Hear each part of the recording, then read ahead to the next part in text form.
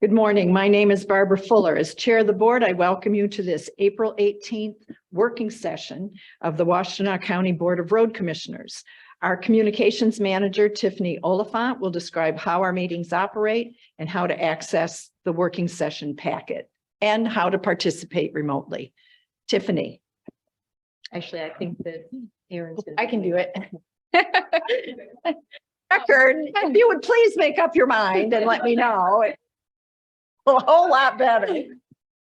Incompetent. All right, go ahead, Aaron. There are multiple ways to make public comment during today's working session, whether you're joining us in person or virtually. If you're here in person and would like to make public comment, please fill out the sign-in sheet now. If you're joining us virtually, we'll ask you to raise your hand at the appropriate time in the agenda. If you're joining us virtually and are experiencing technical issues with audio or video during the meeting, submit a comment in the chat feature and our communications manager will help you troubleshoot. The audio and video of this meeting is being recorded and a link to the recording will be posted to wcroads.org in the next few days. And there are printed copies of today's meeting agenda on the table near the front door and is also posted on our website. And now I'll turn it over to Chair Barb Fuller. Thank you, Aaron. I now call this April 18th, 2023 working session of the Washtenaw County Board of Road Commissioners to order and ask someone to call the roll, please. Chair Barb Fuller. Present. Vice Chair Rod Green. Present. Commissioner Gloria Llamas is absent. Commissioner Joanne McCollum. Present.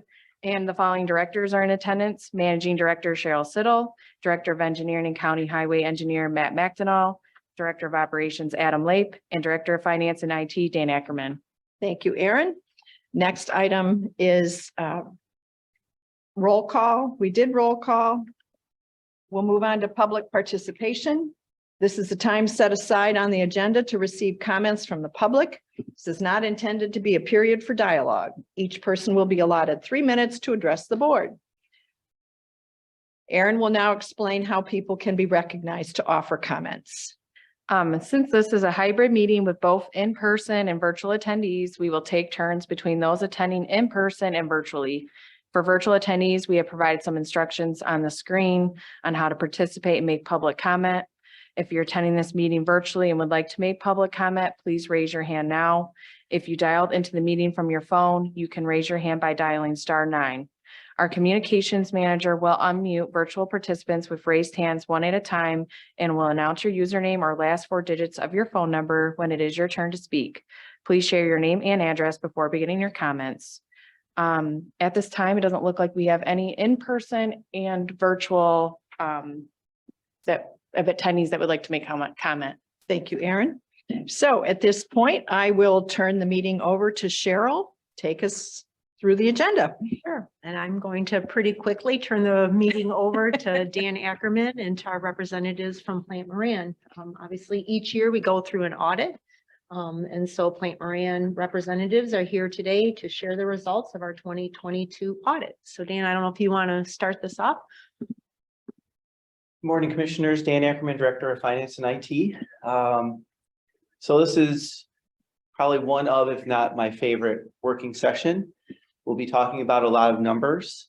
First about how we finished the year off financially in 2022. And then we'll take a break and then talk about first quarter 2023 and where we stand. So encourage you to ask questions at any time. And, you know, this is obviously very important to the agency and you know, we welcome any questions you may have just so you feel comfortable about not only where we stood at the end of the year, but, you know, why we feel we're making the adjustments we can in the first quarter. So at this time, I'd like to introduce Keith Szymanski, who is a principal with Plant Moran, and Jean Young, who is a partner, and they'll walk you through the presentation.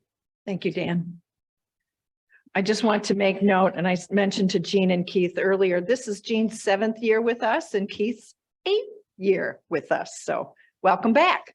Thank you. All right. So today we're really going to cover the graph presentation, which Keith is going to go through, and then we'll close with the letter. Just to let you know, you did receive the financial statements and the letter in advance. If you do have any questions, please let us know. And with that, I'll let Keith jump into the graphs. Sure. So rather than going through the fairly lengthy financial statement document itself, we prepared a short graph presentation to summarize the financial results as of December 31st, 2022. Happy to report that once again, there are some positive short-term results. The Road Commission increased its fund balance by slightly more than $300,000. And we'll also update you on your progress with the pension and retiree healthcare funding. Start off with one slide, sort of graphically presenting the balance sheet for the road fund as of the end of the year. See, total assets were $33.8 million, and of that total, more than $21 million is in the form of cash. Similarly, on the right-hand side of the liabilities and equity, more than $21 million is in fund balance. So both of those are an indication that the Road Commission's assets are in liquid form and available to be spent on operations going forward. If I could stop you, Keith, what percentage of what's the fund balance percentage with respect to our annual expenditures? As of the end of 22, fund balance was 36% of the year's expenditures, which was up a few percentage points from the previous year. Thank you. Madam Chair. Oh, I'm sorry, Commissioner okay. McCollum. Yes, what is the average percentage? I forgot. I was told what the average percentage should be. Could you remind me? For fund balance? For fund balance, yes. There's not a stated requirement. Best practices are always to have at least 2 months worth of fund balance on hand, sort of as a cushion to have some liquidity. So that's about 16% as a base.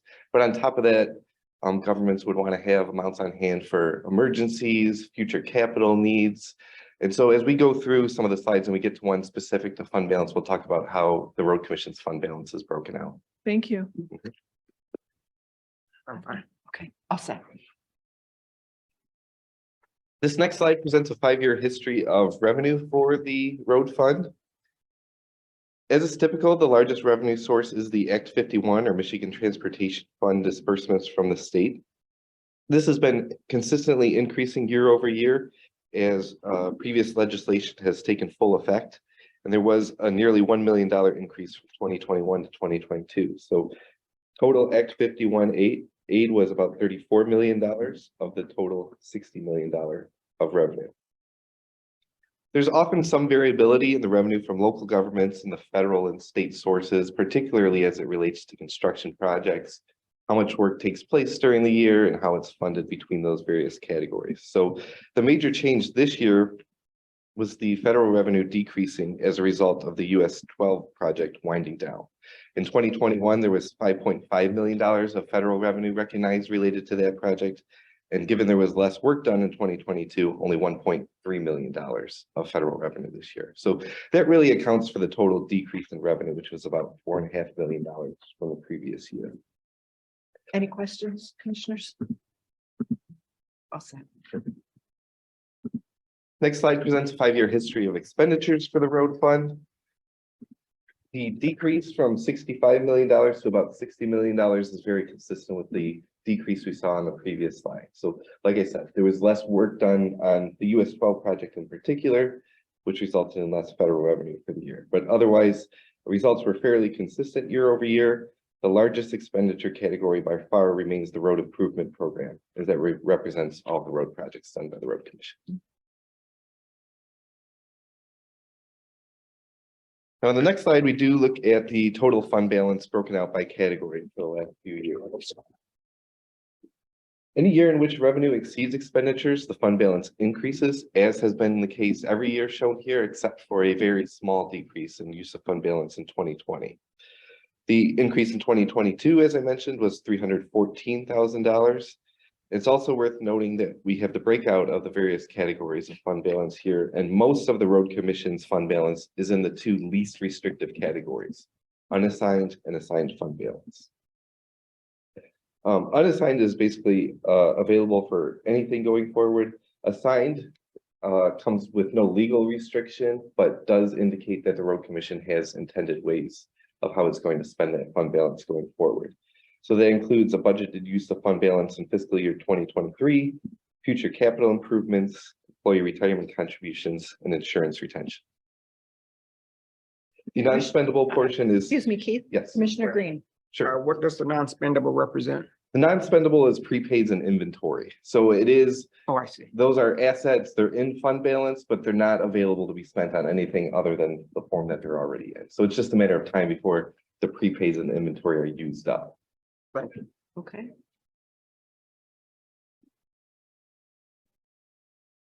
Next slide, we're going to switch gears away from just the last year of the road fund and instead look at the status of the defined benefit pension plan for the last several years.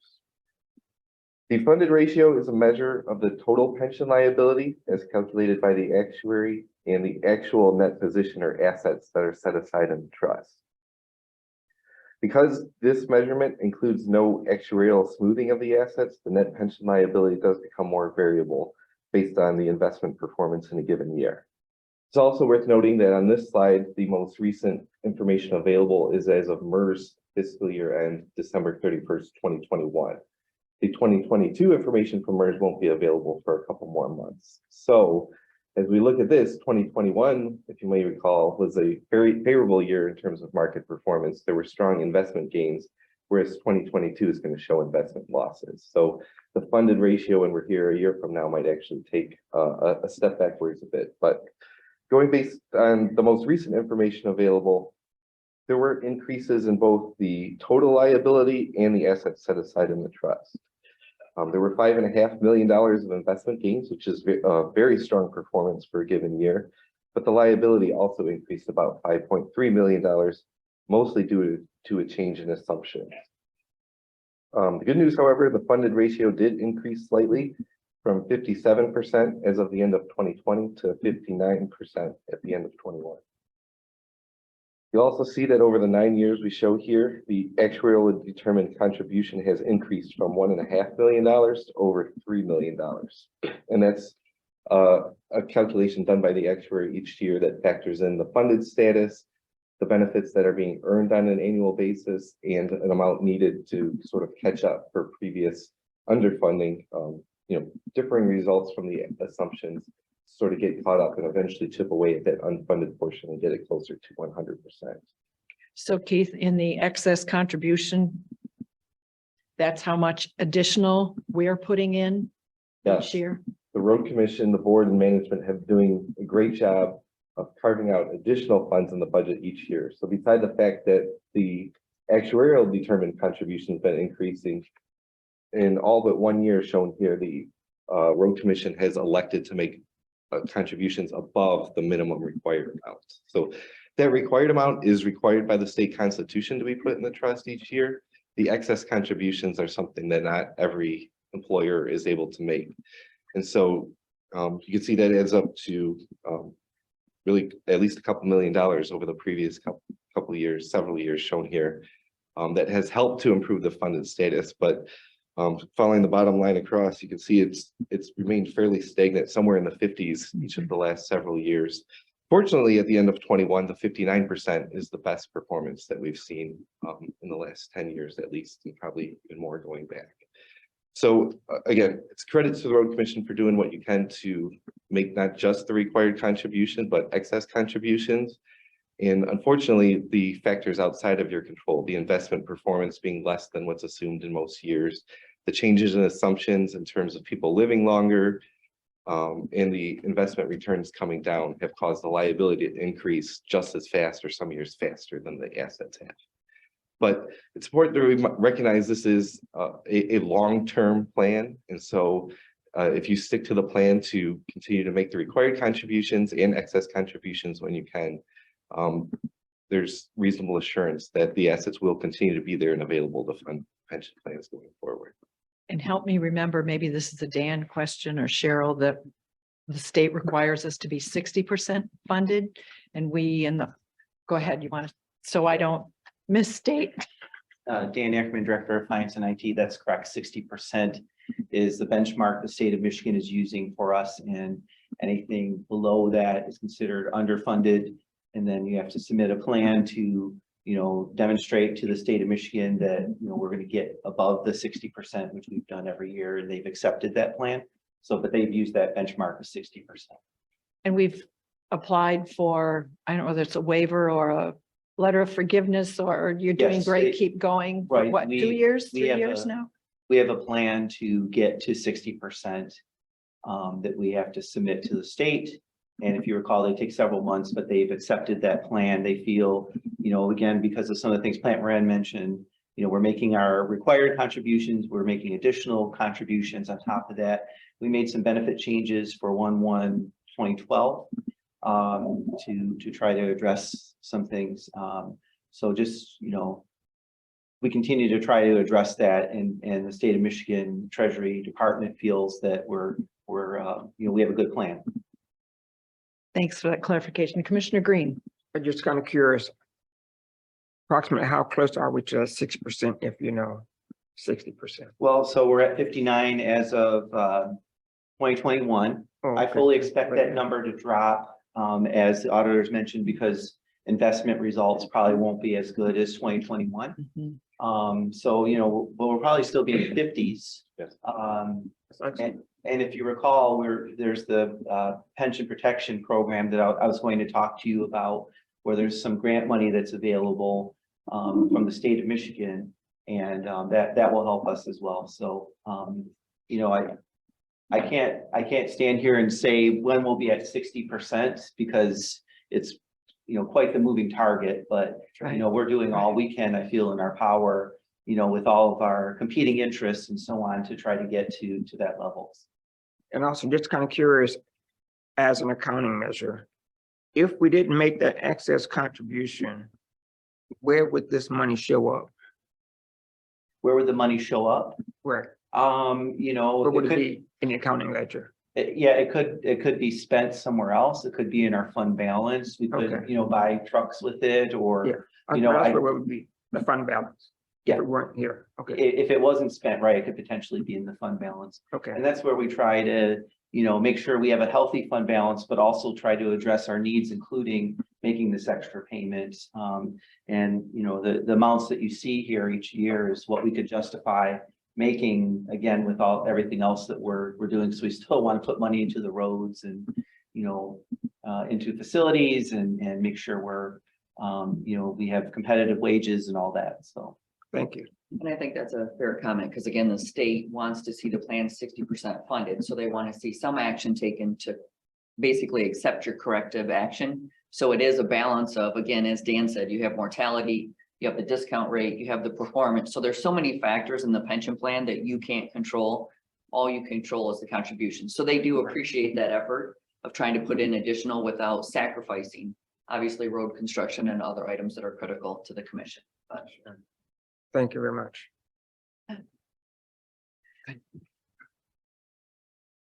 Next slide is a similar presentation, but instead of talking about the pension plan, we're looking at the OPEB plan, which measures retiree healthcare funding.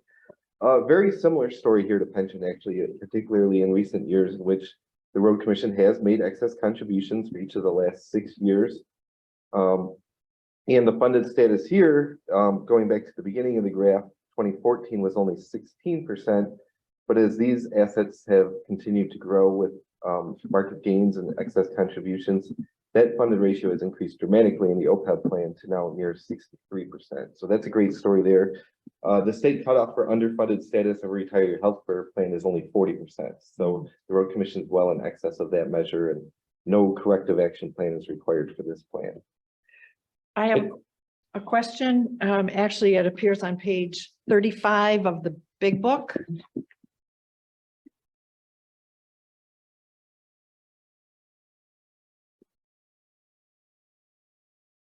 I'm always asking when do the lines cross and when we're out of the woods on this whole thing?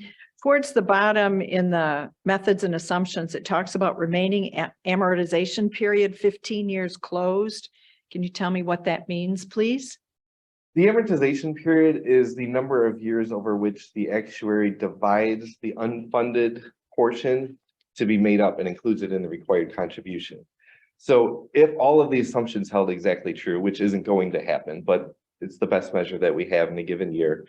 If the Road Commission made the exact amount of required contributions by the actuary and everything held true, in 15 years, the Road Commission would be 100% funded. Thank you. Anybody else? We're good. Last item we have in the slides is very similar to something we put before you for the first time last year, but still holds true at the end of 2022. And those are some of the potential challenges facing the road commission. That includes price inflation in general, which has remained high throughout all of 2022 and the start of 2023. That impacts the road commission in the form of increased costs for materials and supplies, and also puts pressure on wages. So, the road commission is forced to make decisions related to compensation and what's fair pay in order to recruit and retain the talent that the road commission has and expects to have going forward. There's also been supply chain issues. We've seen, across the industry, significant delays in receiving particularly large pieces of equipment that have been ordered, but those orders go unfilled for months or even more than a year. And similarly, those supply chain issues put further pressure on costs. There's built up demand for those items, which drives up the price. And then finally, as there is more and more funds and money available for infrastructure, that creates, again, more demand for those services, but without significant increases in the supply, not a lot of new contractors popping out of nowhere. It makes it difficult to hire those contractors, and they are able to charge a higher cost for that work. So the work that the road commission does becomes more expensive. So those are all items I know Dan in particular and management keeps a close eye on, and I'm sure updates you in the form of the budget discussions on at least a quarterly basis. There are no more questions on the financial results. I'll turn it back over to Jean to wrap up our conversation. I just want to point out that it's something that I think is really impressive. On page 6 of the big book under employee pension and healthcare, talks about the funding ratio has increased from 0% in 2006 to almost 60% in 2020. And I think that's something that's a real tribute to the administration here in achieving that kind of progress. Absolutely. And that's something many employers could say. Anybody have any questions on the rest of the materials that we received? I'm going to highlight the letter real quick if I can. So Please. real quick, in the financial statements, which again, we don't intend to cover, but the audit opinion is really why you hire Plant Moran. So as you may recall, last year, it's a little bit more expansive in the detail, but again, you received an unmodified opinion, which is the highest level of assurance that we can provide. And what that's saying is the numbers as presented to us were materially correct. So as Keith said, we don't test every transaction, but we do key controls and we evaluate reconciliations, and the numbers are properly stated. So with that, I'll jump into the letter. And again, this is just required communication with those charged with governance. So again, really just highlighting the audit process. So our objective is to audit the financial statements to say that they're materially correct. We're going to understand the key controls, so around receipting, dispersing, payroll, and other items like that, but we don't give an opinion on the internal control systems. We would have had our planning scope and timing letter, basically a conversation in advance to say, here's the key areas we're going to focus on, and talk with the board if there's anything that they think warrants further attention. Your significant accounting policies are in note 1. This year, Dan did go through and evaluate. There's a new GASB standard related to leases. So that was analyzed to determine whether it had a material impact to the financial statements, and it did not. So it was not reflected through the financial statements, but that is something that will be continued to be evaluated if any new leases arise. And that can be on the leasing side or the leaseor side. Kind of the accounting estimates, we've really talked about them a lot related to the pension and the OPEB, but those are considered sensitive estimates. As we said, the liabilities are impacted by the mortality tables, the discount rate, the future assumptions on investment returns. So those can fluctuate. Again, the actuary comes up with those. We evaluate, make sure they're reasonable and appropriate for the measure, use industry average and compare it. But again, they can fluctuate. And as you've seen over the last few years, the investment returns have declined, which has really made that liability increase because it's a present value calculation. So again, those can be positive or negative going forward. The best part of the letter is on page 2 of the letter. We encountered no difficulties. Again, Cheryl and Dan and the entire team answers our questions, provides the information. So we really appreciate the readiness of the records and their attention to detail when we're going through and asking questions. And again, we do mix up our audit procedures. We don't want them to be the same. So we do surprise procedures. So I know you've mentioned how many years we've been here, but we do different things, just because, again, we want the audit to be fresh. And again, no disagreements, no difficulties during the audit process. So that's a very good report, and no corrected or uncorrected misstatements. So again, just really want to thank management for the effort that they put in. The other items in the letter are really legislative items, just a few GASBs that are coming out, you know, considering some of the additional resources. And again, I know Dan's looking at that pension grant that may be available and getting the funds there for the plan. Always being aware of cybersecurity as an IT, you know, in today's world, that's just on everyone's mind. Just being aware that those things exist and making sure you have items in place to consider. And then again, just some new accounting standards that are going out. But again, happy to answer any questions. We can answer questions on the financial statements. We can do that now. You can always reach out to us later if you do have them at a different time. One Commissioner question. Green. Thank you. During the past year, we have had some unsuccessful attempts at check fraud. If we were to suffer a loss as a result of some type of fraudulent activity, would be part of your accounting procedure, and would it show up in your statement anywhere? So again, if we do key controls. So Right. if we come across something that we think there's a fraud risk, now there you're protected by the bank. So that is an actual control that you have. If we felt there was, a case where someone could sign a check and approve an invoice and get it in the general ledger, and we felt there was a segregation or fraud concern, we would alert the board to that. We would be required under the communications, but we're not always going to detect fraud. Our procedures are sent to be for larger scope items and key controls. So unfortunately, I know some of those have been, you know, smaller checks. Some have been a little bit larger. Some of the items you have at the bank are really the best controls you can have to stop that process. And I would encourage you to continue to do that. Well, I'm just wondering, not detecting fraud, but is it going to show up in your report anywhere if it were to happen? That's all I'm asking. So like on those, if you had it, Right, only if you were going to have a receivable to collect back from insurance. okay. Because again, it's the accounting transaction. If somehow a disbursement got out of the entity and you have an insurance claim you could collect, you would record that receivable. I see. Otherwise, it's not going to show up. I see, okay. If I may add to your question, anytime we've had those fraud attempts, I reach out to Plant Moran to make them aware. During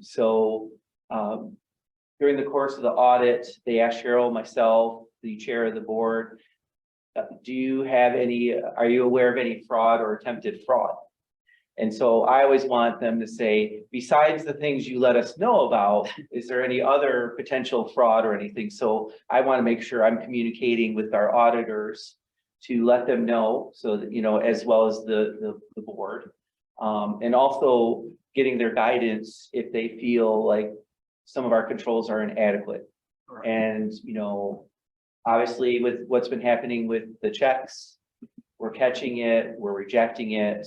And that's usually, you know, that's some of the feedback I received from Keith or Jean that, hey, the positive pay you're using is working, and we're glad you have that in place. So, you know, the audit isn't just during the year end, it's in my mind, it's all year as far as communication and just making sure everybody's in the loop. And one final question. Or do you ever go so far as to recommend any additional controls that we could be doing?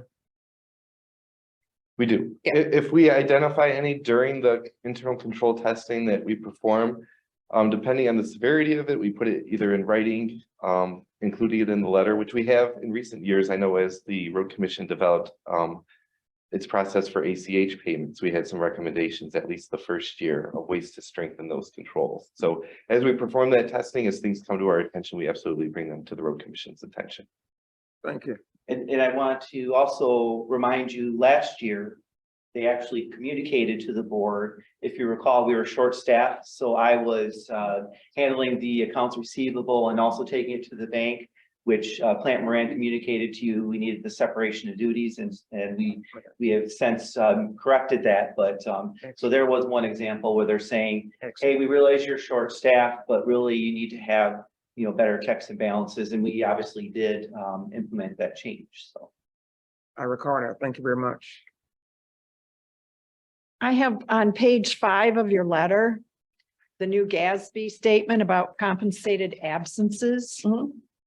How, I mean, maybe this is a Dan question. I assume you're already compiling that information. This is just another form you have to fill out. Is that how this works? It's just gonna change potentially what you currently have recorded. So it's evaluating with the new standard. They were just trying to clarify it related to vacation and sick, and some people have PTO and FTO and everything else. So they're trying to have a new standard. So you'll evaluate what's currently allowed for employees and determine whether that's an accrual in the financials. Because again, as Keith talked about, at the fund level, it's not reflected. But at the entity-wide level, you already have compensated absences recorded. They may actually change under the new standard. Okay. I assume it's so they want to make sure we've got the money to pay these things when they, It's not always the money, the GASB standard, it's kind of like the pension. They just want it on the financial statements so the readers can see, is this covered? And usually for compensated absences, most people don't fund those. Usually it's just knowing that that liability is out there and it's kind of a daily, vacation is usually used and turned pretty quickly. So it's more of an entity-wide disclosure that you'd have. That would be what's on page. Make sure I get to the page 9. So we're like, right now you have compensated absences already recorded, but it only shows up for the entity-wide financial statements. So those could be adjusted based on the analysis. oh, I see it. Okay. But they're not at the fund level, so. All right. Commissioners, any further questions? Anything else you want to tell us, Cheryl? Anything you want to point out, Dan? Before we finish this, I have the finance staff here and fortunate to work with these ladies every day. Just want to introduce them. So Tracy Bucklow, if you could please stand up, and we just want to acknowledge you. Tracy handles our payroll, does a fantastic job, is just so great with all the employees, treats them like they're her own, and just, she does a super job for us. So, and you've been doing payroll for a couple of years? 2 years, yeah. 2 years. Before that, she did accounts payable and receivable and some other things. So when Lori retired? When Lori retired, yes. Yep. Got it. And then Jamie Kraus, if you can stand up, please. Jamie's fairly new to the road commission, a couple of years she's been here, and she handles accounts receivable, including she is doing the cash receipting, and I'm taking the deposit to the bank. Okay. Obviously having that check and balance there, and it handles accounts payable and purchase orders, and just does a fantastic job for us. I just feel so fortunate to work with these ladies, and as auditors mentioned, we have a clean report, the numbers are good, and I told them, the numbers are, without them, we don't have our numbers, right? Right, So, but they do a fantastic job, so I just wanted to acknowledge them today. Very nice. Thank you for your service.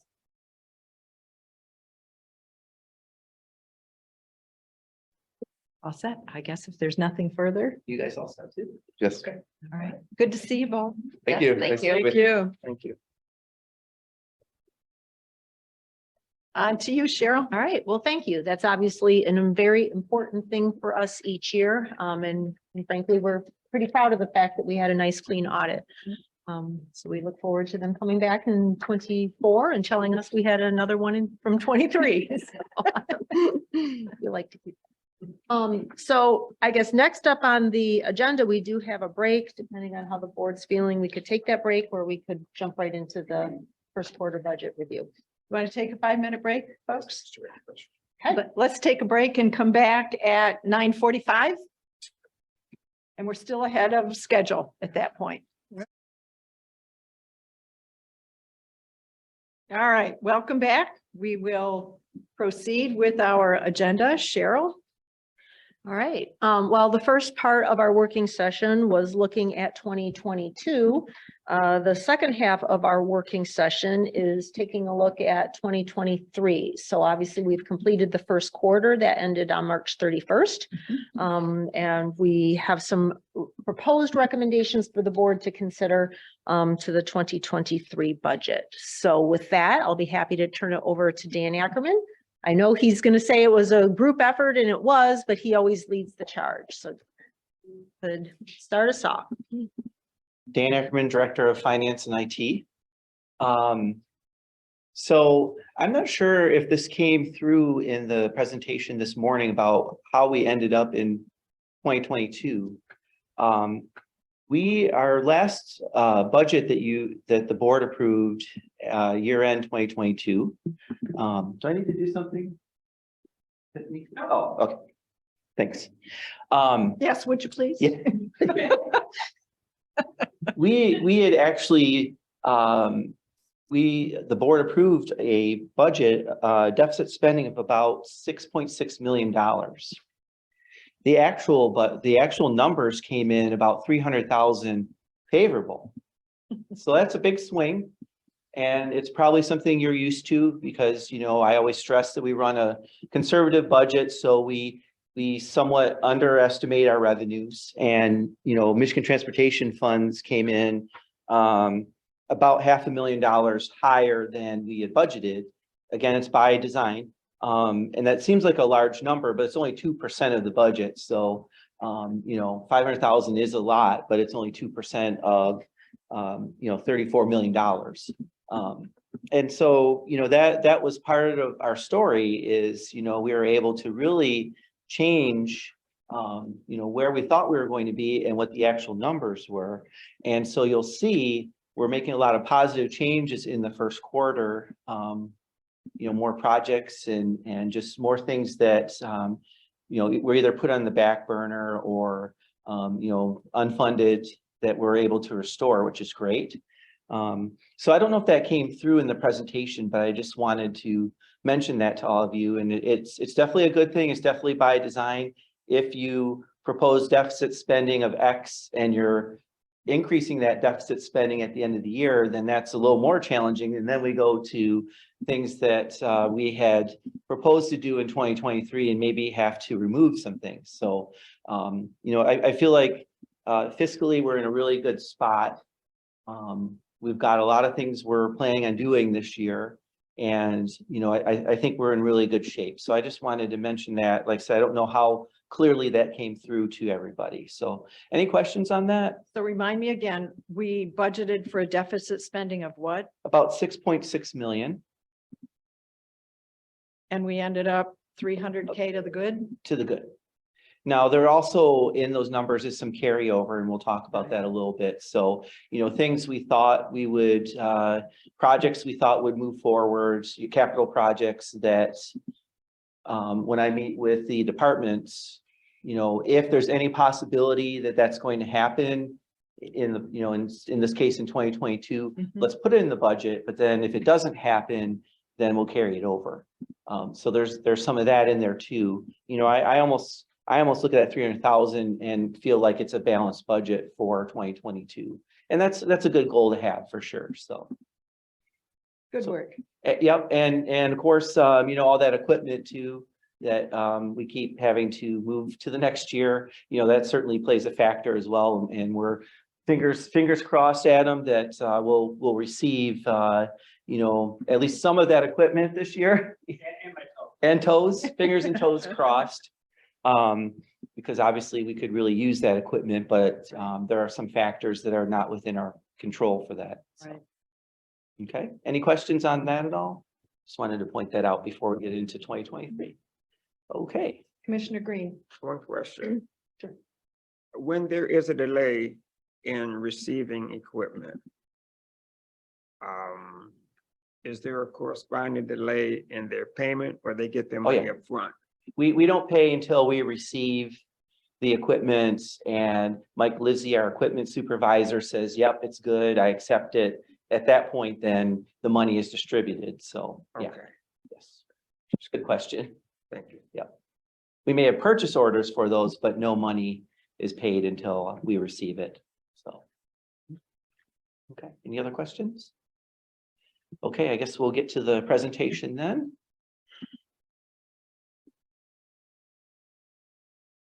Talk revenue. Our favorite subject, Michigan transportation funds. So the state of Michigan finally did release some updated estimates. It seems like around February of each year, their budgeting department revisits the Michigan Transportation Fund numbers. They were slightly lower than what we received in, I think it was May. I think the last estimates they had were May of 2022. So slightly lower, but it's still within where our budget is. So I don't propose that we make any adjustment. Obviously, we monitor it. So I was a little surprised by that, but you know, I'm not concerned though. And as it says, of course, we'll closely monitor all of this. Township revenues, there was an increase. There were 2 signal projects. Lower Road at Textile and Maple Road at Textile. That basically we received the funds in 2023. We did not budget for those. We actually were anticipating that in 2022. So we want to make sure that we acknowledge that we received payment for those. Okay. Those projects are not, I'm sorry, those Commissioner projects, Yamas? those projects are not completed yet or started. The projects were completed last year. Okay. As far as state trunk line, even though the budget year starts in October with the state, they're October through September. Sometimes there's a delay in them providing their budget to us. And so there was a delay this year. And the budget we finally received from them was a little bit higher than we had established with the board in our budget for 2023. So we want to adjust it up by 250,000, which certainly is a good thing. We just ran the numbers for through March, the actual numbers, and we billed the state. You know, I think we're sitting pretty good as far as the state budget's concerned. Winter was fairly typical. And the winter line items are about where the budget is now. We had a little snow yesterday, and it's Michigan, so we don't know what the future holds. But you know, so far I think we're set up in a pretty good spot going into spring and summer for the state. Madam Chair. Commissioner McCollum? Yes, Dan, when do they normally get the budget out? You said this one was delayed. Right. So several years ago, we would probably meet in September or October to go over the budget, which makes sense because the budget, their fiscal year and our budget with them would start in October. This year is probably December-ish Okay. that we finally, and we asked, but that we finally received it. And I'm not sure, I know there's been some changeover at MDOT. You know, I know there's, you know, I think they are hurting a little as far as staffing levels and resources. So maybe that comes into play too. We have a meeting with them tomorrow, a spring budget meeting. And so maybe we can ask, you know, is there anything they can do to, you know, provide us a budget a little bit earlier? And that would, you know, we wouldn't have to make the adjustment we're making now. I guess as long as it's higher than Yeah, it's what we like- budgeted, then I guess, you know, that's fine. When But it's lower, that's gonna. it'd be nice to actually have that, and then, you know, obviously then we can budget for it accordingly. Thank you. For as far as federal aid, we received some additional federal aid buyout funds for Huron River Drive and Main Street. The federal aid buyout program, this is the first year for us, and you know, Matt's at the forefront as far as you know, being there and having projects ready, and we've got something at least for next year for federal aid buyout. So you know, it'll be interesting to see how the program works, and we've already received the money, which is great. It's almost $1 million, and obviously it's not ours until we spend it, but I like projects and funding mechanisms where you receive the money first, and then you know, then you incur the expenses and use the funds. So what Main Street? In Whitmore Lake. I can think of several. Yeah, so we were surfacing from East Shore Drive north, just about to 8 Mile. So Main Street In Whitmore Lake. Whitmore Ah, Lake. okay. Where? I didn't hear you say that again. That's Main Street in Northfield Township Oh, Northwood Township. from East Shore Drive north to 8 Mile, roughly. Thank you. Yeah. Commissioner Absolutely. Yamas, did you have a question? I did. And I believe the project Sorry. map is also included in the very large budget document. If you need an 11x17 updated project map for 2023, I'd be happy to provide that. Okay. Thanks, Matt. Commissioner Yamas? I know that you explained this to us once before, but the buyout funds, we're buying out people's funds. We pay less on a dollar. Is that correct? I'm trying to remember how that goes. Yeah, man, sorry. Yeah. The buyout program is run by the state. The state will trade our federal aid. And then we get back 90 cents on the dollar. So if we had $1 million in projects, we get back 900,000. And then we take that money, we have 3 years to use it. We intend to do all of our projects this year. We received the money in February, it was about $1 million. It was 4 projects, and then ultimately we'll use the countywide program for our paving projects. And those unit prices are typically much less than what if we were to bid those jobs individually through MDOT, which would be the requirement for federal funds normally. But with this case, we bought it out, we converted it to MTF essentially, and then MDOT will use those federal funds to program for their program. So it's just it's basically a horse trade. So when you say we bought it out, you mean this trade? That's how we bought it out? Okay. Yep. Great. Alrighty. And next year it'll be an even bigger program. I believe it was over $2 million. So we see this as a very successful thing for our organization, and the state has allotted, I believe, 45 million for all of our counties and cities that to convert our federal dollars to MTF, Michigan Transportation Funds. For the projects where we've been doing just pretty traditional resurfacing, but using federal dollars, we believe that this is a nice mechanism for us because we still think we're net ahead by buying out at 90 cents on the dollar with fewer requirements to have to address going through the federal system if we were to bid it through MDOT. And then also it gives us a little bit more flexibility so that the work is being done appropriately to meet the road standards we think are appropriate on the county road level, as opposed to always having to meet that federal standard when we're using the federal dollars. So for the typical resurfacing type work that we have done with federal dollars, we think that this is an appropriate mechanism for us. We're further ahead. So I think that this last legislative session, we had a session on that talked about the buyouts.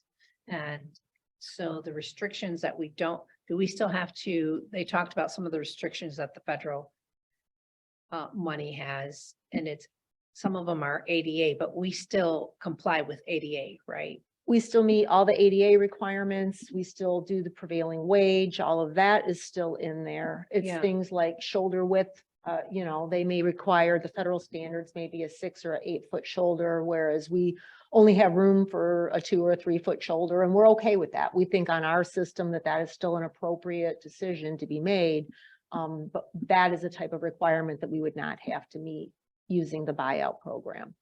Am I missing anything, Matt? Nope, perfect. Thank you. And didn't we fall short? There weren't as many applications for the buyout program as there was money available, and they rolled it forward as opposed to.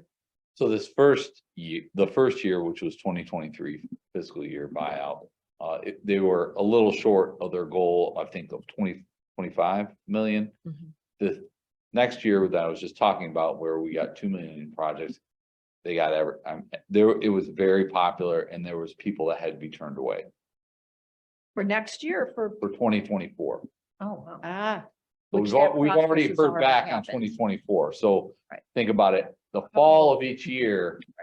They're gonna open up the program, and there'll be an notification, say, applications are due on this date, and it's first come, first serve. right, And we'll fund it until the money runs out, and the money ran out, and there was a few road commissions that unfortunately weren't able to take advantage of the buyout program. And that pot was Very popular. $35 million, 35 and and- that was for fiscal year 24. 24. So the next buyout program in 2025 fiscal year is for 45 million. So And that should be this year. So you're applying in the fall of 23 for dollars in 25? correct. Okay, okay. All that stuff on the shelf is coming in handy, huh? That's right. Absolutely. And the good news is Cheryl mentioned, we have that flexibility. In fact, we have 3 years. So if there's something we want to, in the millage program, that we want to make sure that we do together, so we're less impactful for residents, we can do that. So it's a great program. Thank you. Our engineering department does an awesome job, you know, with any new programs or grant money that's available, this federal aid buyout program. Like Matt said, you know, we're at the forefront of it. Now it's become very popular, but we're at the ready for all that. So I certainly appreciate all that. Okay, if we can go back to the presentation. Our favorite project, not really, US 12. If you recall, the auditors mentioned significant portion of the work was done in 2021. We still had some work in 22, and now there's a little bit of carryover this year. Will hopefully be done this year with it. Maybe? Okay, absolutely, absolutely will be done this year. So we want to make sure to recognize the carryover for this project, and there'll be a corresponding expense as well for this. Madam Chair, Commissioner McCollum. help me understand why this is considered revenue, the carryover for US 12 project. So we received revenue to administer this project. And when we incur the expenses, then we can recognize that revenue. So there were certain cash draws that engineering applied for and the state paid us. So yeah, this is another, like a special kind of grant. Because this isn't a part of that was it 8 million? Yes, it is. Yes, It yeah, is. yep. Basically the remainder. The Oh, remainder, I yeah. see. So it's more like you just didn't get 8 million, you had to requisition it or whatever. Yeah, and we at one point or another received all the 8 million, just we haven't spent it all yet, so. And we can't recognize it as revenue, so basically we're holding on to it. And say the project ended and we had 250,000 left, we would have to probably give that back, I think. But so we're like holding on to it until we spend it, and then we can recognize it as revenue. So is this, the 250,000 gonna take care of the rest of the Yes, Punch list. punch list? yes. Thank you. Yep. Okay, Mhm. thank you. We won't turn any money back, right? No, yeah, I don't. I was gonna say, I know how to spend some of this one. Oh, so exactly it. The township did make it very clear they did not want to put any money into the project, so they didn't want to put anything to come in over $8 million. Right. Right. So it was basically came in a little under, and now working with the contractor and the townships ultimately making the decisions, trying to get right up to that $8 million. Right. So it's taking a little longer than everybody would like, but we're having to carry it all on our books for right now. But 2023 should be the end. We hope. Commissioner Yamas? So what townships were we talking about? Pittsfield, Ipsy? This know- particular project for US 12 is just in Ypsilanti Township. Okay. So, It's from the county, basically it's from I-94 to the county line okay. Over in the West Willow in the West Willow area. neighborhood. Oh, That whole okay. project. we got Yeah, Coming yeah. off 94. Yeah, okay. This was a very unique project, and Representative Ronnie Peterson was able to secure this $8 million directly out of MDOT's budget to go specifically towards this road section of roadway, which is a state road and not even a county road, Right. but we have helped facilitate. It's unique, and not one that's likely to happen again. Yeah, I remember a lot of that. So every time I go past there, it's like another beautification thing has happened and, you know, There's been a lot of aesthetic components to the Mhm. project, beyond just typical roadway work. Commissioner Green? And so I understand that until the money is spent, the revenue can't be recognized. Right. So where does the money sit before it's spent? Is it in our general fund or where's it at? Yeah, it's in an account called other liabilities, Okay. because technically it's MDOT's money until we spend Right, it. so just- Like if the project stopped, we probably would have to give some of that money back. Right, But once we expend it, then I can recognize it as a revenue. So, okay, thank you. yep. Okay, any other questions on that? All right. Other contributions, so we need to increase the revenues for the county millage project here in River Drive. If you recall, for several reasons, we advanced that to 2022 and the work was done in 2022.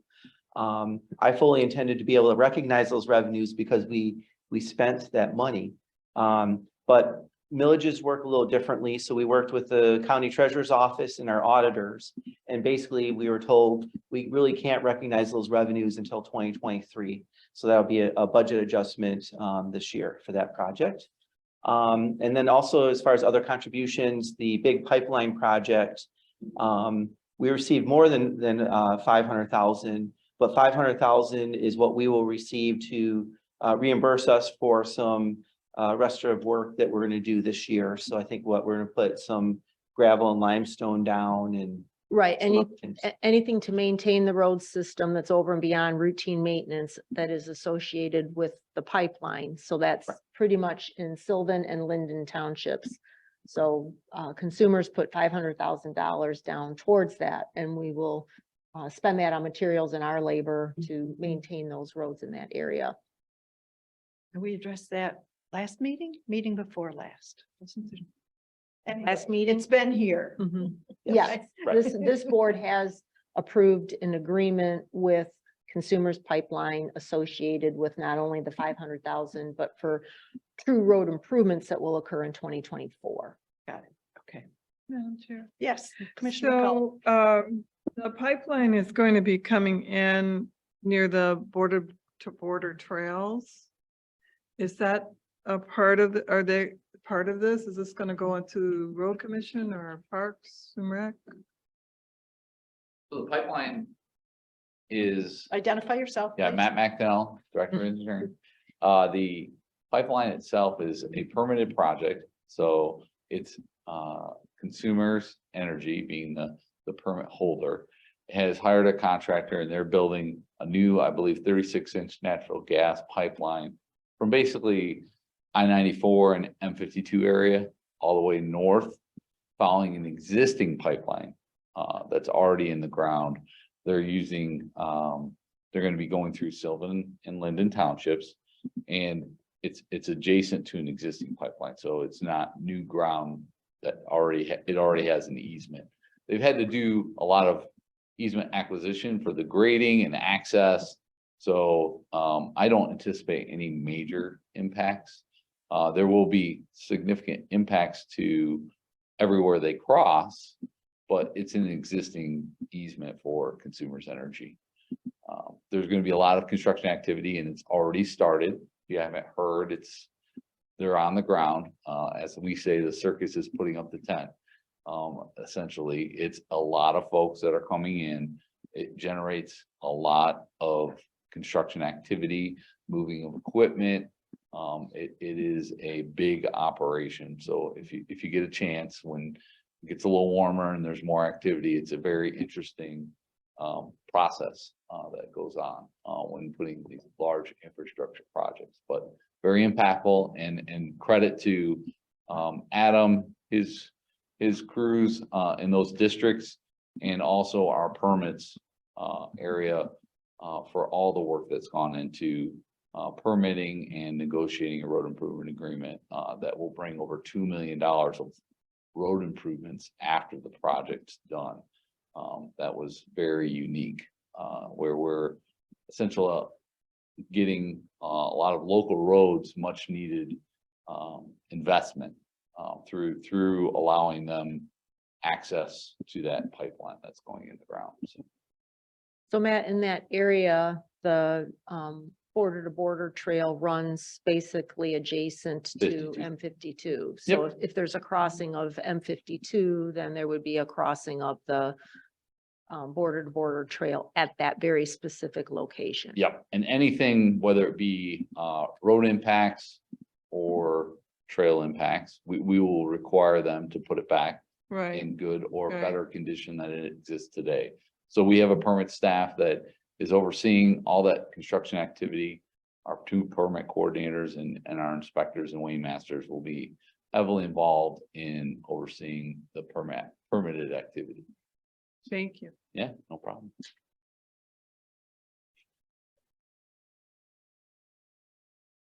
So I'd also like to point out in the budget narrative, or, you know, the huge document that we have. And one of the appendices is all the projects, the road projects, broken down by primary and local, all the major projects. And anything in yellow is represents a change in the first quarter that we're proposing. So I just thought I would point that out too. Hopefully that would help with other questions you might have as far as road projects. Okay. Okay, so when we initially established our budget for 2023, for year-end 2022, we had X amount of deficit spending, which I shared with you that we were able to climb out of that. And so one of the things we did conservatively is we said, okay, we've got this huge salt barn that we want to build. And, you know, with the way our numbers were looking, let's just put it in the budget that we're going to finance the whole thing. And we'll revisit it in the first quarter, depending on our numbers, to see if we can put some cash down so we don't have to finance the entire thing. Someone in my position would rather not finance anything at all, but obviously that's not reality. And we want to, again, all the competing interests and so on. And as typical, we try and put maybe 20% down in cash. Obviously, interest rates are not great right now, unfortunately.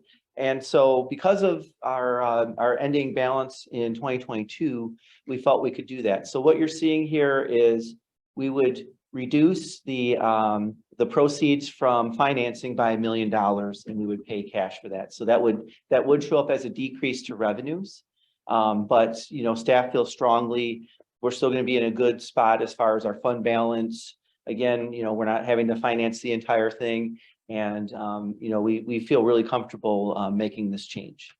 So it's a little confusing, but any other questions on this one? Remind me what the tab is for the salt barn? So it's changing a little bit, but was it 6.5 is the total now for We're the estimating construction? about 6.5 for the total construction. 6.5 million? Correct. 0.5.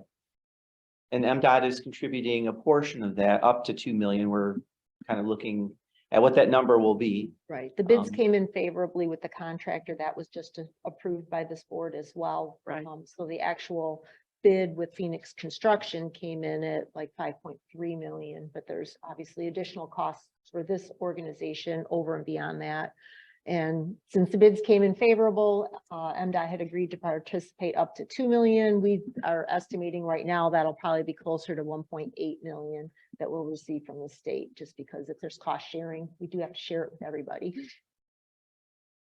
So instead of the 6.5 number, we're talking 5.5. Roughly. Well, on the financing, by the well, time we take the contribution, it's from about MDOT. 3.5 million. Okay. Yeah, Right. I think we said not to exceed 4 million. Rod, did you have a question? Okay. Yes.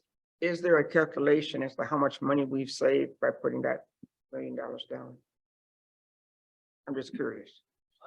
I guess you'd look at, you know, the low bid for the salt barn, and, you know, you would use that percentage, and you would look at it for the full amount and then reduce it by $1 million. You could probably do that, like how much interest we would be saving. That's what I'm talking. Yeah, I could look into that for you. And, you know, I could have it maybe even this afternoon. Yeah, it's looking like our financing's at 5.5%. Yeah. So at $1 million Correct. at 5.5% Right. over, was it 10 years? Years. 10 years, yeah.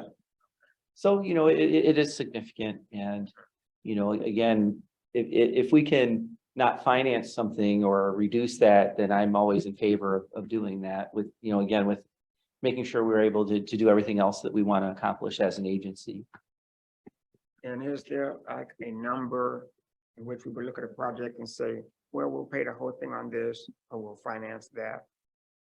Is there a magic number that we look at? when we Well- talk to what type of projects we finance and what type of projects we just pay out in cash? Yeah, well, go ahead, Cheryl. Sorry. So essentially, I mean, we look at what our financial position is Right. each time.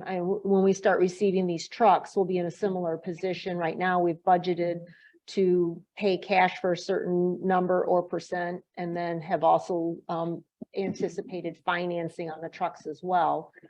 If costs continue to come in either high or low, we could adjust, okay, in this particular case, maybe we don't have as much cash on hand as we would like. So we would then recommend that everything would be financed at that point, as opposed to putting, we try to put roughly 20% down cash when we can on the big trucks as well. And then also, what is our financing looking like? When our financing was practically free, it felt good to finance things because it just gave us a cushion there to work with. Now that we're looking at more like 5.5% in this particular case for the salt barn, that doesn't feel like free financing anymore. That's got some real cost to it. So being able to be in a position to put that cash payment down, we believe is in the best interest. But it really is, I'm going to say case by case, but each time we're Sure. looking at that, at where we're at financially when we make those decisions. Commissioner Yamas. It's before Oh, we go, I'm sorry, sorry, Dan. before we go to that question, if I can turn your attention to page 4 of the PowerPoint presentation. Since we're talking about debt and financing, You're talking about the one from Plant Moran? Plant when you Moran, say yeah. PowerPoint. the yeah. Plant Moran PowerPoint. It should say road fund expenditures. Is everybody there? Okay, just want to point out at the bottom where it says debt service, It's a skinny one. Oh, this one, thank you. it says debt service. So that is the total amount of debt the road commission has, and it's broken down by year. And you can see very, very consistent, a little over $2 million. So we would also look at that bottom line too. Let's say now your debt service is 5 million, jumps up to 5 million. It's called debt to equity ratio. You want to have that as low as possible. And so then maybe we would reconsider some of these things. Because you don't want to incur too much debt that maybe you have a hard time paying back, and we're not anywhere near that. But I like the fact that it's very consistent here from year to year. And it's primarily the trucks that we would have and we would finance over 3 to 5 years. And we were doing 4 a year for a while. So that's also something you look at globally is what is your total debt to equity? And if that was picking up a little too much, then maybe we would also have to reconsider what we're doing. Thank you. Commissioner Yamas? So I was trying to do the math. So the cost is going to be 6.5 mil. We gave 20% down, which was what, about 1.8 million? It's about $1 million because you have to subtract MDOT's contribution, which is up to 2 million. Okay, so Yeah. I was thinking that on top of the Right. debt. You would Contribution. subtract the MDOT first and then, Oh, and then the 20% on top of that. Yes. Oh, okay, Yes. okay. Mhm. So that makes it a little different. Right. So we're gonna be financing about 4. up to 4, right? Yeah. Mhm. Okay, Yes, thank you. and that's over 10 years. Okay. Okay, any other questions on that? Okay, great. Great. So we'll talk expenditures now. All right, so as I mentioned, we had some carryovers. There was a little bit of road equipment we anticipated maybe we would receive at the tail end of 2022, and we did not. But we want to make sure we carry those funds over. There were some capital projects that we were hoping to complete in 2022. And for various reasons, it could be supply chain or just, we shared with you conference room 106 and some of the challenges there. So again, if there's any remote possibility, it's going to be completed in the previous year. We want to include it in the budget, even though they're like, yeah, probably not. Well, if there's a slim chance, let's include it and just make sure we carry it over. So some of the security upgrades and some of those projects there, then we want to just make sure we're carrying those funds over. And then also for capital outlay, as Cheryl mentioned, the bids came in for the salt barn, and it actually, we're planning on it being 7 million, and it's now 6.5. So that would be a decrease in capital expenditures for the salt barn, which is great. Any questions on this slide? So and I think I shared with the board a couple of times, we had several discussions with regards to, our positive position as of year end 2022. And so these were fun discussions to have because we said, okay, let's look at our unfunded list and see what we can justify to restore, and just some great conversations. Obviously Adam has things he'd like to see accomplished, Matt does as well, but I thought everybody worked as a team and just, came up with the best solutions as far as what we could restore. So as far as some seal coat projects there, we're going to restore about 156,000. Again, that if you look at the appendix for primary and local roads, you should see those should be in yellow on those sheets. So I don't know if there's any specific questions to that, but so again, steel coat projects, we're restoring about 156,000. Paving project, 430,000 Marks Road.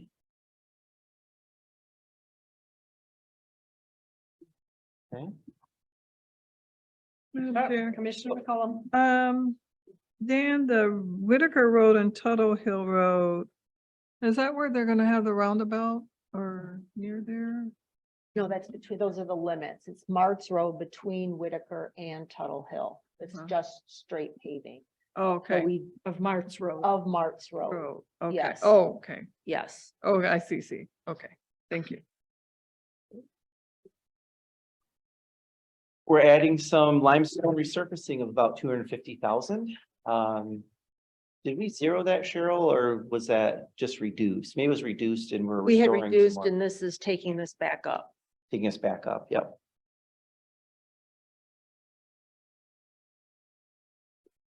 Lots of bridge work we're adding back. So the countywide bridge preventative maintenance, catch basin cleaning and repairs, and then old US 12. So, we were definitely glad that we felt we had the capacity to be able to add these back.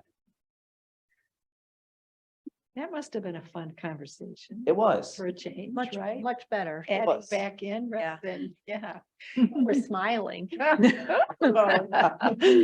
We were in conference room 200 and we had our spreadsheet open, and all of us were in there making changes. Well, Cheryl had the ultimate yay or nay, but we're all in there. I was making driving. changes. She was driving the bus. And but really, that's the way you want it. You want to say, okay, we're in a little better shape Yep. financially, and so let's see what we can add back. And obviously a lot of those were ready to go. So so that's the way you want those conversations to go. So. All right. Some traffic and safety projects, about $420,000, including some additional forestry work.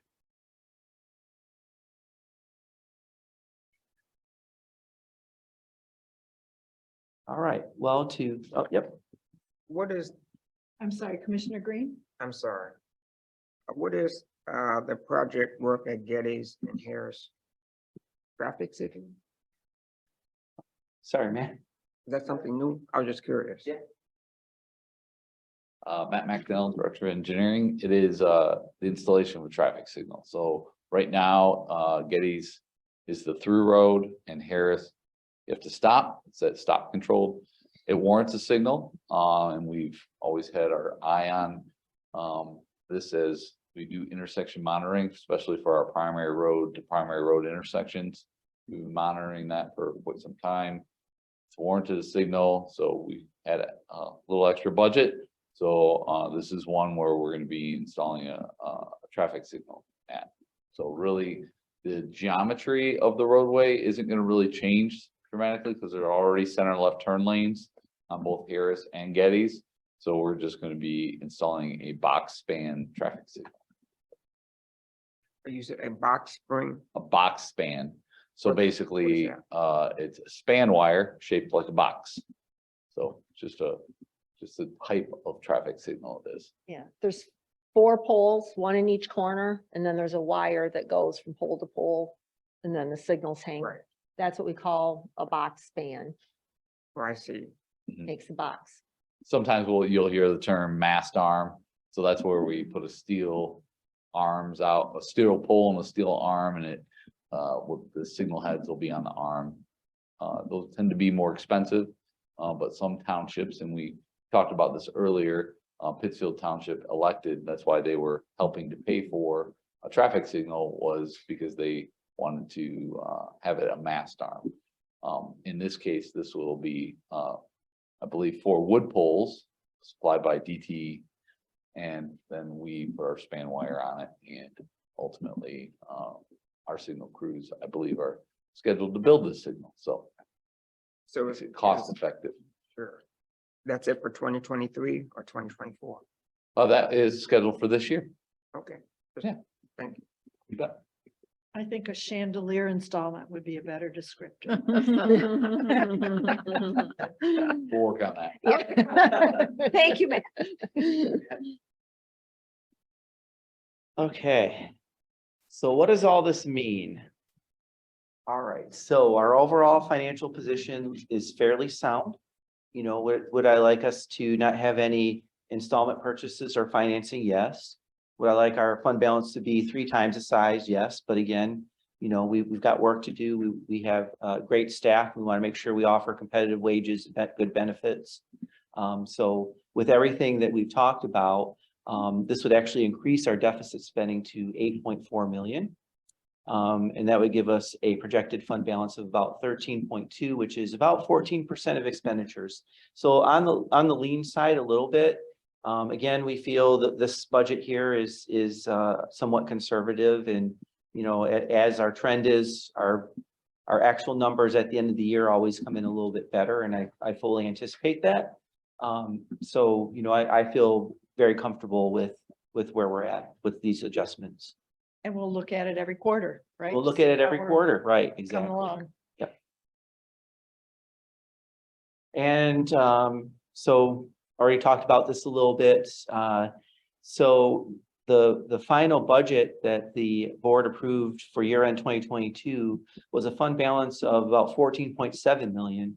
With those changes, the actual fund balance is 21.6. So again, that's why we feel we can make all the adjustments that we're making.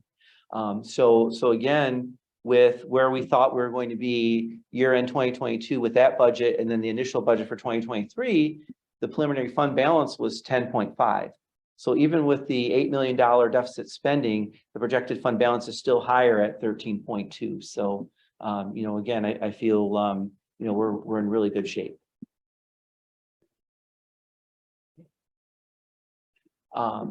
So this is with, and I've kind of alluded to this already. We have many competing needs. Obviously, you know, we want to put as much money we can into the road system. We have our financial obligations, pension and OPEB, and, you know, making sure that, you know, we can meet all those obligations. We want to try and get the best and the brightest as far as our workforce, and again, competitive wages, and make people want to come to work for the Washtenaw County Road Commission. And we've had some good hires recently, so I think some of that is working as well. And then also we want to invest in our equipment and facilities. You know, our salt barn obviously needs, we need to start over with that, and obviously we're going to do that. We want to make sure our road equipment is adequate and not breaking down all the time, and if there's technology we can take advantage of, and our facilities as well. We want to make sure, you know, some of our buildings and things are aging, and we want to make sure if it needs a new roof or, you know, those type of things that we can afford to do those things. So with all those competing needs, you know, we try and come up with as best a plan as we can.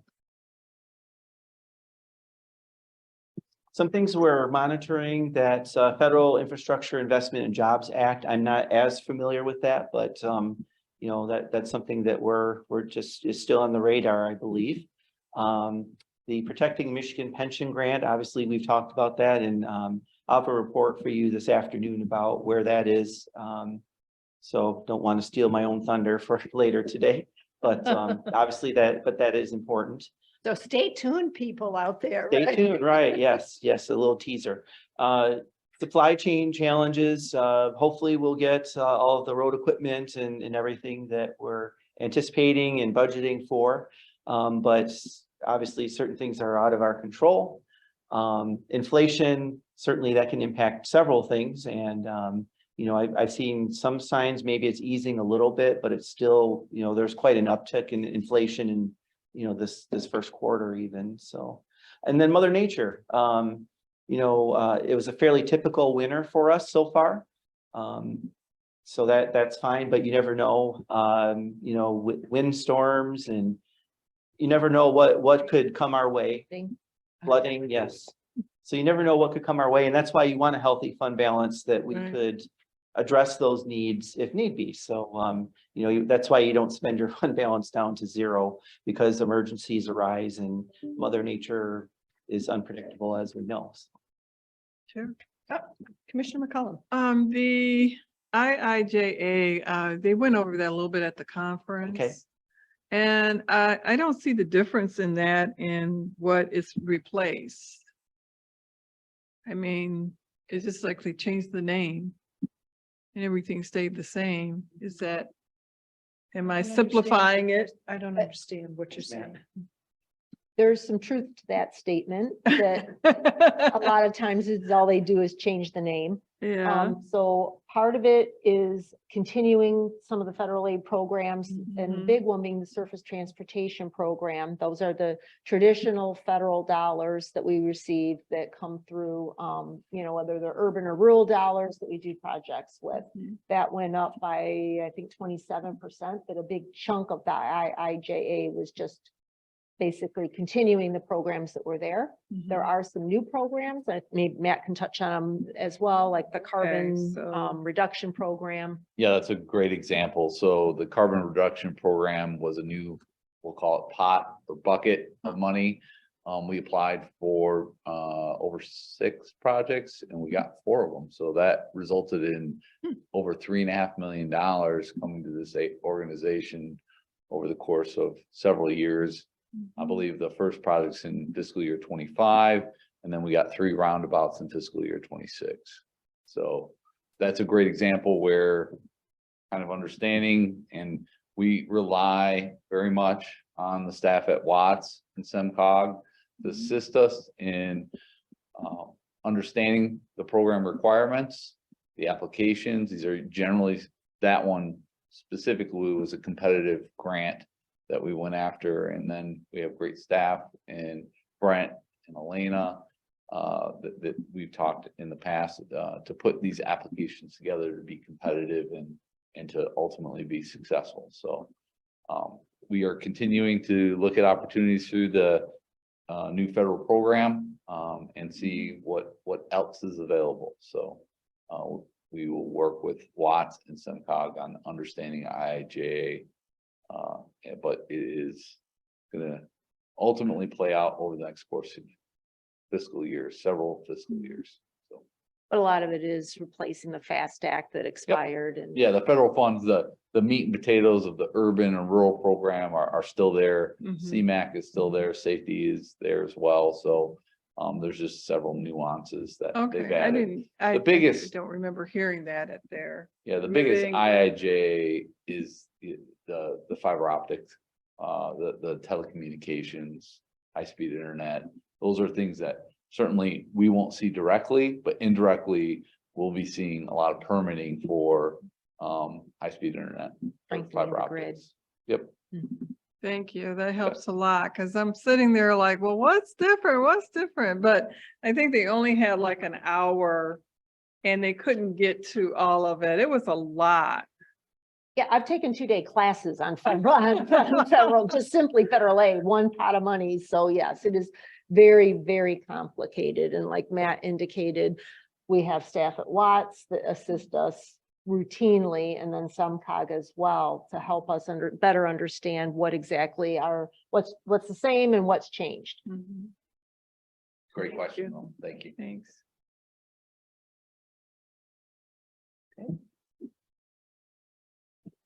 So what's next? So we will have the final first quarter budgets on the next board meeting. If anything major changes, we will communicate that to you and we can talk about it. If not, then what you see now is what you'll see on May 2nd. And then looking ahead, we would have a second quarter budget review in July. And we would also talk about what does our situation, financial situation look like in 2024 and 2025. It's always good to look ahead to see what challenges we may have, what larger projects maybe we're considering. You know, obviously we looked ahead as far as the salt barn probably a few years ago. So are there any big projects like that or big initiatives? So it's always good to at least have a snapshot of what things look like in future years, so we're not surprised. But I always caution the board, that's just a snapshot as of that day, and things will change. I think sometimes when organizations, some even budget multi-years out, and then they say, okay, we're good. But no, I think you should, this is an estimate, that snapshot, it's going to change the next day. And so that I just caution everybody a little bit that we don't want to say that that's what it's going to be. It's just that at that point in time. And in 24-25, we have a millage that comes up for renew and restore in 24. Correct. 2020, we would be requesting to be on the ballot in 2024 to take effect 2025 through Construction season, yeah. 2028. Okay. And County road millage. That's the county road millage, right? Our current one is 2021 through 2024. I see. It's gonna expire. Correct.